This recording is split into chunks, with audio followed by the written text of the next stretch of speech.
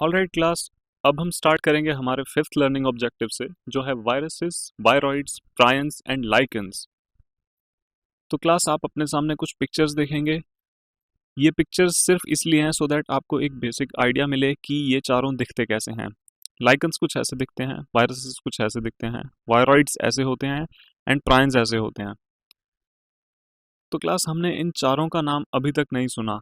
हमने किंगडम्स पढ़े जो विटेकर ने दिए थे, उनमें से किसी भी किंगडम में इनका मेंशन नहीं है। वो इसलिए नहीं है क्योंकि इनको विटेकर की 5 किंगडम क्लासिफिकेशन में इंक्लूड नहीं किया जाता। ये चारों ही उन रूल्स को फॉलो नहीं करते जो विटेकर ने अपनी किंगडम क्लासिफिकेशन बनाने के दौरान दिए थे। तो क्लास, शुरू करेंगे सबसे पहले सब टॉपिक से, जो है वायरसेस। ऑलराइट क्लास, तो खांसी जुकाम जैसी कॉमन चीज़, कॉमन कोल्ड, ये सब हर किसी को लाइफ में कम से कम एक बार तो हुआ ही होगा। आप सबको हुआ होगा कॉमन कोल्ड। तो क्लास, आपको जान के ये हैरानी होगी कि कॉमन कोल्ड होने का एक रीज़न भी वायरस ही है। इन वायरसेस की वजह से ही आपको खांसी जुकाम जैसी बीमारियां होती हैं। तो वायरसेस इतने अलग क्यों हैं, ये इतने बदनाम क्यों हैं? तो चलिए इस बारे में जानते हैं कि इनके बारे में सबसे अलग से क्यों पढ़ा जाता है। तो क्लास, सबसे पहली चीज़ जिस चीज़ के लिए वायरस फेमस हैं कि they are not considered truly living. मतलब ये लिविंग ऑर्गेनिजम्स के अंडर आते ही नहीं हैं क्लास। जैसा कि हम सब जानते हैं कि किसी भी चीज़ को लिविंग घोषित करना एक नियम की मांग करता है क्लास, और वो नियम है उनका सेल्स से बना होना। जो भी चीज़ सेल्स की बनी होगी उसे हम लिविंग थिंग्स के अंडर कंसिडर करते हैं। तो क्लास, वायरसेस की यही कैरेक्टरिस्टिक है कि ये नॉन सेलुलर होते हैं, ये किसी भी सेल के बने नहीं होते। ये साइज में सेल्स से भी छोटे होते हैं। तो आइए जानते हैं कि और क्या क्या चीज़ें हैं जो वायरसेस को खास बनाती हैं। तो क्लास, वायरसेस की एक हैबिट जो सबसे ज़्यादा फेमस है वो ये है कि जब ये किसी लिविंग ऑर्गेनिज्म के बाहर होते हैं, जब उसके अंदर प्रेजेंट नहीं होते, तब ये एक क्रिस्टलाइन स्ट्रक्चर बना लेते हैं, जैसे कि नॉन लिविंग थिंग्स बनाती हैं। जैसे कि बर्फ, बर्फ के जैसे क्रिस्टल्स होते हैं, वैसे ही ये अपने बॉडी के क्रिस्टल्स बना लेते हैं, जिससे कि ये एक नॉन लिविंग थिंग की तरह एक्ट करते हैं। लेकिन अगर जब ये किसी लिविंग ऑर्गेनिज्म के अंडर चले जाते हैं, तब ये उस होस्ट के सेल की मशीनरी को, यानी कि उसके न्यूक्लियस को ओवरटेक करते हैं और अपनी कॉपीज बनाते हैं उस न्यूक्लियस और उस मशीनरी की हेल्प से। क्लास, वायरसेस ऑब्लिगेट पैरासाइट्स होते हैं। ऑब्लिगेट पैरासाइट्स वो होते हैं, वो ऑर्गेनिज्म होते हैं जो अपने आप से अकेले जिंदा नहीं रह सकते। उन्हें जिंदा रहने के लिए किसी ना किसी होस्ट ऑर्गेनिज्म पे एज अ पैरासाइट बन के रहना ही पड़ता है। तो चलिए क्लास, वायरस शब्द का मतलब समझते हैं। वायरस का मतलब होता है वेनम और पॉइजनस फ्लूइड, यानी कि जहरीला तरल। वायरसेस की ये डेफिनेशन दी थी एक रशियन साइंटिस्ट ने, जिनका नाम था दमित्री इवानोस्की। क्लास, इवानोस्की ने टोबैको के प्लांट पे काम किया था। टोबैको के प्लांट पे एक डिजीज लगती है जिसे हम कहते हैं मोज़ेक। क्लास, मोज़ेक डिजीज में होता यह है कि लीव्स का जो हरा कलर होता है वो अलग अलग जगह से पीला पड़ने लग जाता है। तो इवानोस्की ने ऐसे इन्फेक्टेड प्लांट्स से उन माइक्रोब्स को निकाला जिनकी वजह से मोज़ेक डिजीज हो रही थी, और उनको पास कराया एक ऐसे फिल्टर से जिसमें से बैक्टीरिया पास नहीं हो सकते थे।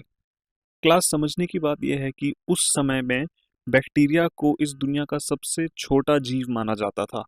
लेकिन जब उन माइक्रोब्स को जो मोज़ेक डिजीज कर रहे थे उनको उस फिल्टर से पास कराया गया, तो वो उस फिल्टर से पास हो गए जिसमें से बैक्टीरिया भी पास नहीं हो सकते थे। तो अंत में ये निष्कर्ष निकाला गया कि बैक्टीरिया से भी छोटे जीव मौजूद हैं जो कि बीमारियां करते हैं प्लांट्स में या फिर एनिमल्स में। तो क्लास, ऐसी चीज़ों को नाम दिया गया वायरस। जो आप अपनी स्क्रीन पे फोटो देख सकते हो ब्लू कलर की, ये एक्चुअली टोबैको मोज़ेक वायरस की फोटो है, जो कि टोबैको प्लांट में मोज़ेक डिजीज करता है। तो क्लास, वायरसेस की स्टडीज में एक और साइंटिस्ट का नाम आता है जिनका नाम था M.W. बाइजरिंग। बाइजरिंग ने भी टोबैको मोज़ेक के वायरस पे ही काम किया था।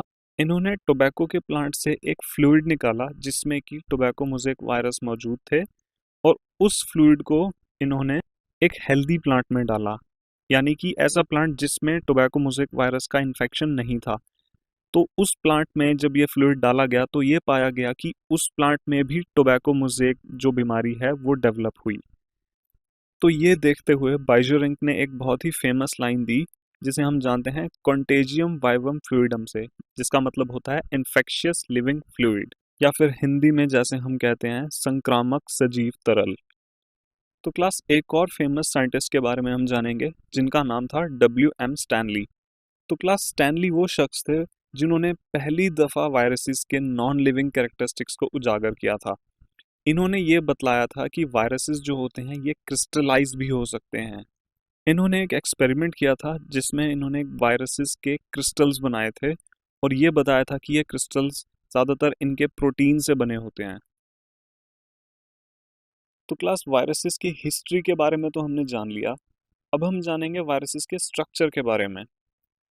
क्लास वायरसेस सब के सब सिर्फ दो चीज़ों से मिलकर बनते हैं। सबसे पहला होता है इनके अंदर का एक न्यूक्लियर या फिर जेनेटिक मटेरियल, जो कि आरएनए भी हो सकता है और डीएनए भी हो सकता है, लेकिन कभी भी दोनों नहीं होंगे, या तो सिर्फ आरएनए होगा या फिर डीएनए होगा। इनका दूसरा पार्ट होता है इनके बाहर का प्रोटीन कवर, जिसे कि हम कहते हैं कैप्सिड या फिर कैप्सोमियर। क्लास कैप्सोमियर कैप्सिड की एक यूनिट होती है। जब बहुत सारे कैप्सोमियर मिल जाते हैं तब एक कैप्सिड बनता है। कैप्सिड की दो शेप्स हो सकती हैं ज़्यादातर, एक होती है पॉलीहेड्रल, दूसरी होती है हेलिकल। क्लास पॉली मतलब होता है दो से ज़्यादा और हेड्रल मतलब होता है फेसेस। तो जैसा कि आप देख सकते हो, ये जो शेप आप सामने देख रहे हो ये एक पॉलीहेड्रल शेप है, यानी कि इसमें काफ़ी ज़्यादा फेसेस हैं। तो ये काफ़ी कॉमन शेप है जो वायरसेस के कैप्सिड में देखने को मिलती है। दूसरी शेप होती है हेलिकल। क्लास आपने थोड़ी देर पहले ही टोबैको मोज़ेक वायरस के बारे में पढ़ा है, उस वायरस की शेप है हेलिकल। तो क्लास वायरस को हम शॉर्ट में ऐसे भी डिफाइन कर सकते हैं कि ये एक न्यूक्लियो प्रोटीन का बना होता है जिसके अंदर वो जेनेटिक मटेरियल प्रेजेंट होता है जो कि इन्फेक्शन करता है। तो क्लास अब हम जानेंगे कि वायरस कितने टाइप के होते हैं। क्लास वायरस ज़्यादातर दो टाइप के होते हैं, जिसमें से एक है डीएनए वायरस, दूसरा होता है आरएनए वायरस।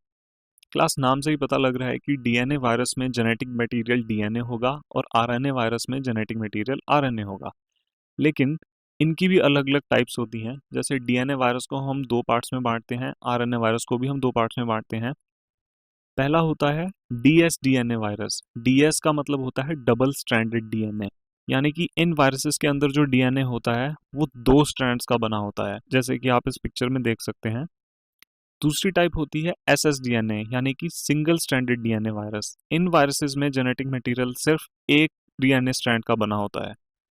सेम चीज आती है क्लास आरएनए वायरसेस के लिए। आरएनए वायरसेस में भी कुछ वायरस होते हैं वो डीएस आरएनए के बने होते हैं, यानी डबल स्ट्रैंडेड आरएनए के बने होते हैं, और कुछ वायरस होते हैं वो होते हैं सिंगल स्ट्रैंडेड आरएनए, जैसे कि ये।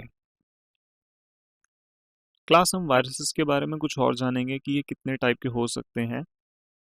क्लास वायरसेस प्लांट्स और एनिमल्स दोनों को इन्फेक्ट करते हैं, लेकिन अगर कोई वायरस प्लांट को इन्फेक्ट करता है तो वो सिर्फ प्लांट को ही इन्फेक्ट करेगा, और जो वायरसेस एनिमल को इन्फेक्ट करते हैं तो वो सिर्फ एनिमल्स में ही इन्फेक्शन करेंगे, प्लांट्स में नहीं।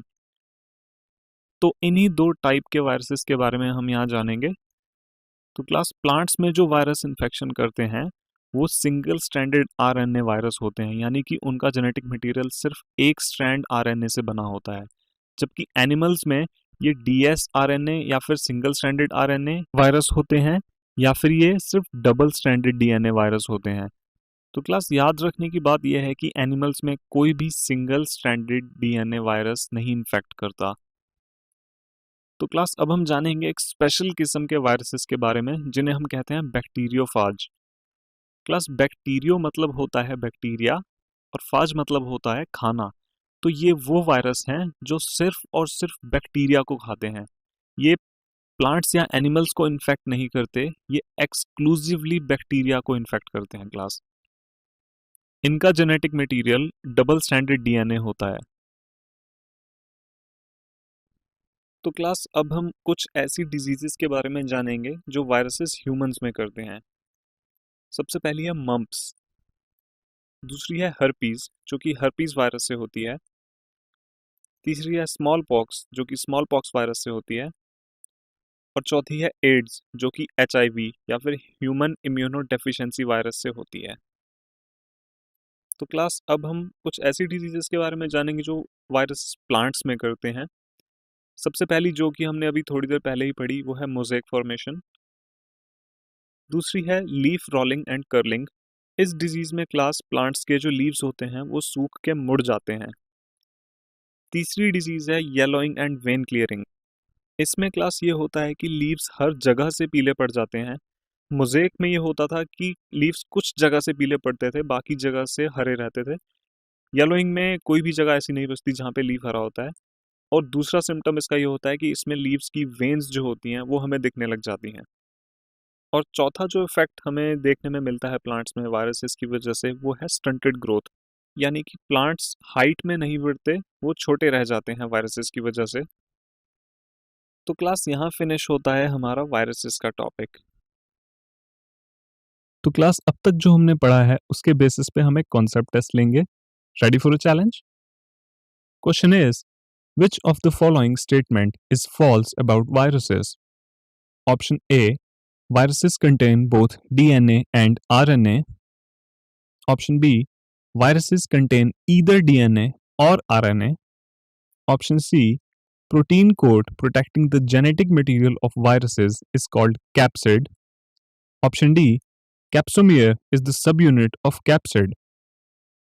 क्लास आप वीडियो को 2 मिनट के लिए पॉज करिए और क्वेश्चन और ऑप्शंस ध्यान से पढ़ लीजिए। तो चलिए इसका सही आंसर देखते हैं। इसका करेक्ट आंसर है ऑप्शन ए। क्लास हमने पढ़ा था कि वायरसेस में या तो डीएनए होगा या फिर आरएनए होगा, कभी भी दोनों एक साथ प्रेजेंट नहीं होते। तो क्लास अब हम शुरू करेंगे हमारे दूसरे सब टॉपिक से जो है वायरॉइड्स, प्रायंस एंड लाइकन्स। तो क्लास शुरू करेंगे वायरॉइड्स से। एक साइंटिस्ट थे जिनका नाम था टी.ओ. डाइनर, जिन्होंने एक ऐसे इन्फेक्शियस एजेंट के बारे में डिस्कवरी की जो कि वायरसेस से भी छोटा था।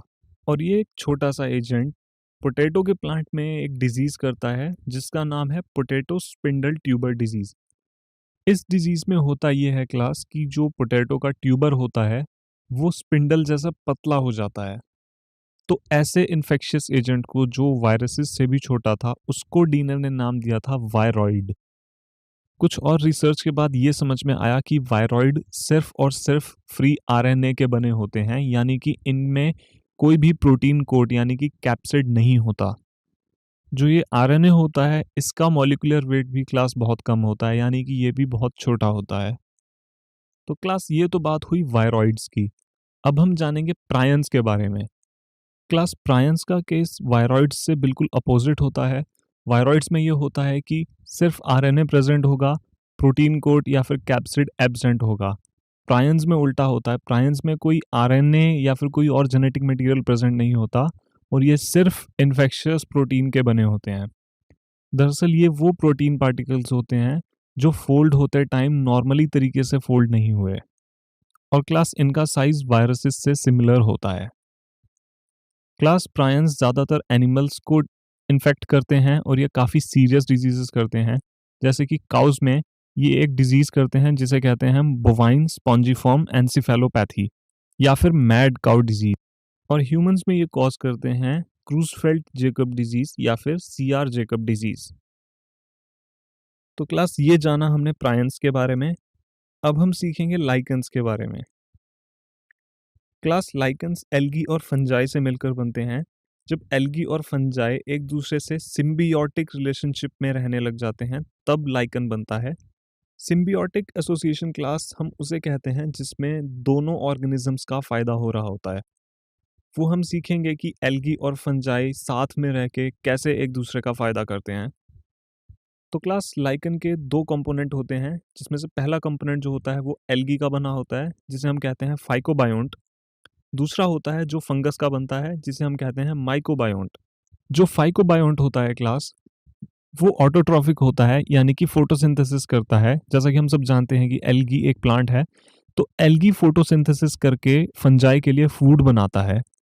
और फंजाई जैसे कि हम जानते हैं कि बहुत जल्दी फैल जाता है और नेटवर्क जैसा स्ट्रक्चर बना लेता है, तो ये यूज होता है एल्गी को शेल्टर प्रोवाइड करने में। तो क्लास ये होता है सिम्बियोटिक एसोसिएशन जिसमें 2 ऑर्गेनिज्म एक साथ रह के एक दूसरे का फायदा करते हैं। लाइकन्स में क्लास फंजाई एल्गी के लिए मिनरल्स और पानी भी अब्जॉर्ब करता है, क्योंकि एल्गी के रूट स्ट्रक्चर जो होते हैं वो बहुत ज़्यादा डेवलप नहीं होते। तो क्लास लाइकन्स का ह्यूमंस के लिए भी काफ़ी बड़ा बेनिफिट है। तो होता क्या है कि जिस भी जगह पॉल्यूशन ज़्यादा होता है, प्रदूषण का अमाउंट ज़्यादा होता है, लाइकन उस जगह नहीं उगते। यानी कि जिस जगह से लाइकन गायब हो जाएँ, वहाँ हमें समझ जाना चाहिए कि पॉल्यूशन की मात्रा काफ़ी ज़्यादा बढ़ गई है। तो क्लास अब तक जो हमने पढ़ा है, उसके बेसिस पे हम एक कॉन्सेप्ट टेस्ट लेंगे। Ready for a challenge? Question is mad cow disease is caused by option A viroids, option B virus, option C prion, option D lichen. Class आप वीडियो को 2 मिनट के लिए पॉज करिए और क्वेश्चन और options ध्यान से पढ़ लीजिए। तो चलिए इसका सही आंसर देखते हैं। इसका सही आंसर है ऑप्शन सी। क्लास हमने पढ़ा था कि प्रायंस एनिमल्स में एक डिजीज कॉज करते हैं जिसे हम कहते हैं बोवाइन स्पॉन्जिफॉर्म एंसिफेलोपैथी या फिर कॉमनली मैड काउ डिजीज। चलिए क्लास अब इस कॉन्सेप्ट की समरी को देख लेते हैं। हमने इस कॉन्सेप्ट में पढ़ा कि लाइकन्स और कुछ ए सेलुलर ऑर्गेनिजम्स जैसे कि वायरसेस, वायरॉइड्स और प्रायंस को विटकर की 5 किंगडम क्लासिफिकेशन में नहीं रखा गया। वायरसेस नॉन सेलुलर ऑर्गेनिजम्स होते हैं जो कि लिविंग सेल के बाहर एक क्रिस्टलाइन स्ट्रक्चर की फॉर्म में रहते हैं। एक बार अगर ये एक लिविंग सेल के अंदर चले जाएं तो ये उस सेल की होस्ट मशीनरी को यूज करते हैं अपनी कॉपीज बनाने के लिए और एंड में उस होस्ट सेल को मार देते हैं। दिमित्री इवानोस्की ने वायरसेस का ये नाम रखा था जिसका मतलब होता है पॉइजनस फ्लूइड या फिर वेनम। हमने आगे पढ़ा कि M.W. बाइजरिंग ने ये दिखाया था कि इन्फेक्टेड प्लांट्स से निकला हुआ एक्सट्रैक्ट हेल्दी प्लांट्स को इन्फेक्ट कर देता है, जिसके बेसिस पे उन्होंने एक बहुत फेमस कोट दिया जो था कॉन्टेजियम वाइवम फ्लूइडम, यानी कि इन्फेक्शियस लिविंग फ्लूइड। क्लास अब आप वीडियो को थोड़ी देर पॉज करिए और इन सब के नोट्स बना लीजिए। हमने आगे पढ़ा कि वायरसेस प्रोटीन्स के और जेनेटिक मटेरियल के बने होते हैं। ये जेनेटिक मटेरियल या तो सिर्फ डीएनए होगा या सिर्फ आरएनए होगा। वायरसेस में कभी भी डीएनए और आरएनए एक साथ नहीं होते। ये जेनेटिक मटेरियल वायरसेस में एक प्रोटीन कोट की मदद से कवर्ड रहता है जिसे हम कहते हैं कैप्सिड।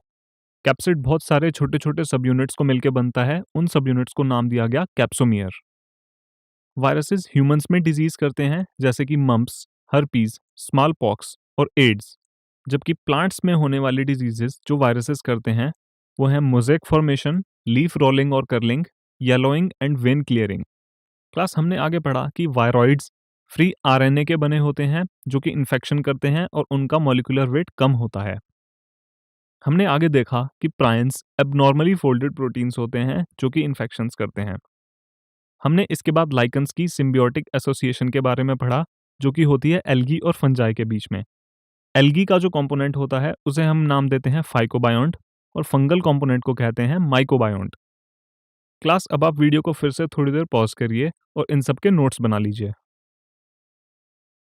क्लास इस कॉन्सेप्ट के रेफरेंस क्वेश्चंस हैं एनसीईआरटी का क्वेश्चन 11। क्लास नया टॉपिक शुरू करने से पहले हम एक रिकॉल टेस्ट करेंगे। Question 1, bacteriophages are option A viruses that infect plants, option B viruses that infect bacteria, option C viruses that infect animals, option D none of the above. Question 2, AIDS is caused by option A virus, option B protozoan, option C bacteria, option D all of the above. Question 3, the name virus was given by option A M.W. Baijering, option B T.O. Diener, option C Dmitri Ivanovsky, option D none of the above. Class आप video को थोड़ी देर pause कर लीजिए और question और options ध्यान से पढ़िए।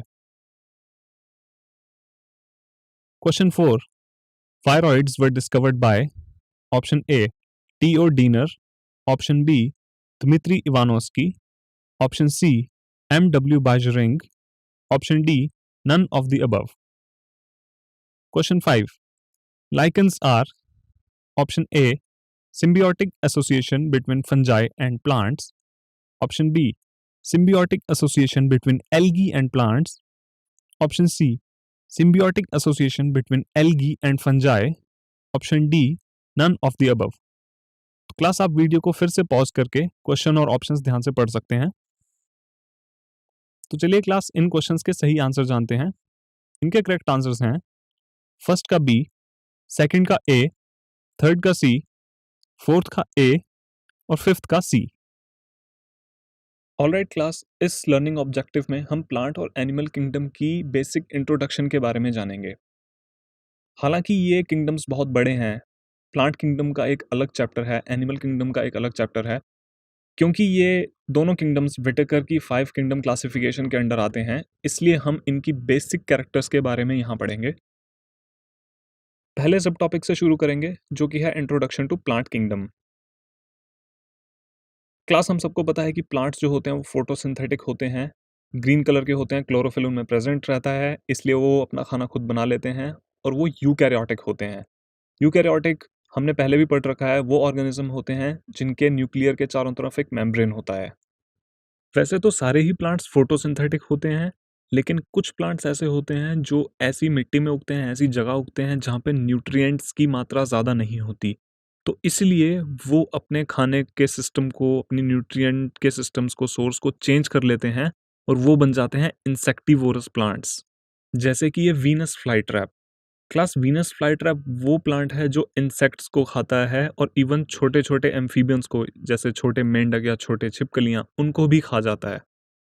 जो आप इनके ये कांटेदार ऑर्गन्स देख रहे हो, ये दरअसल इनके लीव्स ही हैं, जो कि जब कोई ऑर्गेनिज्म इनके ऊपर बैठता है, जैसे कोई इंसेक्ट बैठता है, कोई फ्लाई बैठती है, तो ये एकदम से बंद हो जाते हैं और अपने प्रे को, अपने शिकार को ये डाइजेस्टिव जूसेस की मदद से एब्जॉर्ब कर लेते हैं। तो क्लास, ऐसे ही कुछ और इंसेक्टिवोरस प्लांट्स हैं, जैसे कि ये ब्लैडर वर्ट या फिर कस्क्यूटा, अमर, जिसे आप अमर बेल के नाम से भी जानते हैं। क्लास, कस्क्यूटा एक पैरासाइट होता है जो कि दूसरे बड़े ट्रीज पे ग्रो करता है और ये अपने होस्ट ट्रीज के न्यूट्रिएंट्स को, उनके सैप को एब्जॉर्ब करके अपनी न्यूट्रिशन की कमी पूरी करता है। तो क्लास, कुछ और बेसिक कैरेक्टरिस्टिक्स हैं प्लांट्स की, जैसे कि सब प्लांट्स के पास अपना क्लोरोप्लास्ट होता है जिसमें क्लोरोफिल होता है, जिसकी हेल्प से वो अपना खाना बनाते हैं, फोटोसिंथेसिस करते हैं। और हर प्लांट में, उनके सेल में सेल्यूलोज की एक सेल वॉल होती है जो और किसी किंगडम में नहीं मिलती। ये दोनों क्लास डिफाइनिंग कैरेक्टरिस्टिक्स हैं प्लांट किंगडम के। कुछ और चीज़ों के बारे में जानेंगे क्लास, जैसे कि प्लांट्स का स्पोरोफाइट जो होता है वो डिप्लॉइड होता है और उनका गैमेटोफाइट जो होता है वो हैप्लॉइड होता है। क्लास, स्पोरोफाइट प्लांट की मेन बॉडी होती है जहाँ पे स्पोर्स उगते हैं, वो स्पोर्स आगे जाके बनाते हैं गैमेटोफाइट, और गैमेटोफाइट वो बॉडी होती है जो गैमीट्स बनाती है क्लास। तो क्लास, जैसा कि हम जानते हैं कि गैमीट्स हैप्लॉइड होते हैं, इसलिए गैमेटोफाइट भी हैप्लॉइड होता है। वो गैमीट्स फ्यूज करके एक जाइगोट बनाते हैं जो कि आगे जाके दोबारा एक स्पोरोफाइट को जन्म देता है। तो क्लास, ये थी कुछ बेसिक कैरेक्टरिस्टिक्स प्लांट किंगडम की। आइए अब देखते हैं एनिमल किंगडम। तो क्लास, अब तक जो हमने पढ़ा है उसके बेसिस पे हम एक कॉन्सेप्ट टेस्ट करेंगे। So ready for a challenge? Question is, choose the odd one out with respect to plant kingdom. Option A, presence of chlorophyll. Option B, photosynthetic and eukaryotic.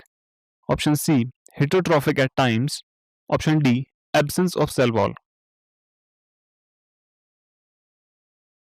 Class, आप video को थोड़ी देर pause करिए और question और options को ध्यान से पढ़ लीजिए। तो चलिए इसका सही आंसर जानते हैं। इसका करेक्ट आंसर है ऑप्शन डी। क्लास, हमने पढ़ा था कि प्लांट्स में सेल वॉल होती है जो सेल्यूलोज की बनी होती है। ऑलराइट क्लास, अब हम कुछ बेसिक कैरेक्टरिस्टिक्स जानेंगे एनिमल किंगडम की। क्लास, सारे के सारे एनिमल्स यूकैरियोटिक होते हैं, लेकिन ये हीटरोट्रॉफ्स होते हैं। इनके पास अपनी न्यूट्रिशन खुद बनाने की एबिलिटी नहीं होती और ये डायरेक्टली या इनडायरेक्टली डिपेंडेंट होते हैं प्लांट्स पे अपनी न्यूट्रिशन के लिए। ओके क्लास, एनिमल्स में होलोजोइक न्यूट्रिशन होती है। इसका मतलब ये अपना खाना एक स्पेशल कैविटी के थ्रू अपनी बॉडी में डालते हैं, जिसे हम कहते हैं माउथ। क्लास, एनिमल्स में रिप्रोडक्शन होती है स्पर्म और एग की फ्यूजन की मदद से। जब स्पर्म और एग फ्यूज करते हैं तो वो एक जाइगोट बनाते हैं जो कि आगे जाके एक एम्ब्रियो को जन्म देता है। एम्ब्रियो ही आगे डेवलप करके एक नया ऑर्गेनिज्म बनाता है। क्लास, सब एनिमल्स में एक ग्रोथ का पैटर्न होता है, जिसमें लाइफ की शुरुआत में एनिमल्स कुछ अलग तरह के दिखते हैं और जब वो बड़े हो जाते हैं यानी कि एडल्ट्स बन जाते हैं, तब उनका शरीर, उनकी फॉर्म जो होती है वो चेंज हो जाती है। जैसे कि ये तितली, इस तितली के लाइफ साइकिल में बहुत बदलाव आता है। जैसे कि पहले इसकी लार्वल स्टेज जो होती है वो ऐसी दिखती है, जैसी लेफ्ट पिक्चर में आप देख सकते हो। वो लार्वल स्टेज आगे जाके बनती है एक प्यूपा में, जो कि आप राइट पिक्चर में देख सकते हो तितली के निकलने से पहले। और जब वो प्यूपा फटता है और उसके अंदर से तितली निकलती है, तो उसके शरीर की जो फॉर्म होती है वो बिल्कुल अलग होती है कैटरपिलर से। तो क्लास ऐसा ही कुछ देखने को मिलता है बाकी और भी एनिमल्स में, जहां उनकी यंग और एडल्ट स्टेज दोनों ही एक दूसरे से देखने में काफी अलग दिखती हैं। तो क्लास अब तक जो हमने पढ़ा है उसके बेसिस पे हमें कॉन्सेप्ट टेस्ट करेंगे। So ready for a challenge? Question is, what is the mode of nutrition followed by the animals? Option A, Holozoic. Option B, Parazoic.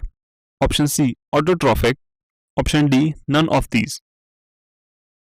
Class अब आप वीडियो को थोड़ी देर पॉज करिए और क्वेश्चन और ऑप्शंस को ध्यान से पढ़ लीजिए। तो चलिए इसका सही आंसर जानते हैं। इसका करेक्ट आंसर है ए, होलोजोइक।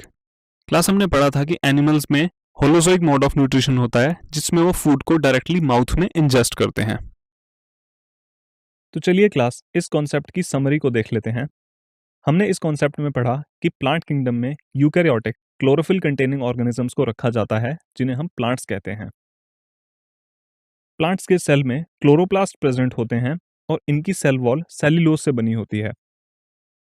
प्लांट्स में हम पढ़ते हैं एल्गी, ब्रायोफाइट्स, टेरिडोफाइट्स, जिम्नोस्पर्म्स और एंजियोस्पर्म्स को। प्लांट्स की लाइफ साइकिल में दो फेज होते हैं, एक स्पोरोफिटिक जो कि डिप्लॉयड होता है और दूसरा होता है गैमेटोफिटिक जो कि हैप्लॉयड होता है। प्लांट्स ये दोनों फेज शो करते हैं। क्लास अब आप वीडियो को थोड़ी देर पॉज करिए और इन सबके नोट्स बना लीजिए। क्लास हमने आगे पढ़ा कि एनिमल किंगडम में हम हीटरोट्रॉफिक और यूकैरियोटिक ऑर्गेनिजम्स को रखते हैं, जो मल्टीसेलुलर होते हैं और जिनके पास सेल वॉल नहीं होती। एनिमल्स का मोड ऑफ न्यूट्रिशन होता है होलोजोइक, यानी कि ये अपने खाने को एक कैविटी में इंजेस्ट करते हैं, जिसे हम कहते हैं माउथ। हमने आगे पढ़ा कि ज्यादातर एनिमल्स लोकोमोशन करते हैं, यानी कि मूव करते हैं। एनिमल्स में सेक्सुअल रिप्रोडक्शन मेल और फीमेल की कॉपुलेशन के द्वारा होती है, जिसके बाद एम्ब्रियो डेवलप होता है। क्लास अब आप वीडियो को थोड़ी देर पॉज करिए और इन सब के नोट्स बना लीजिए।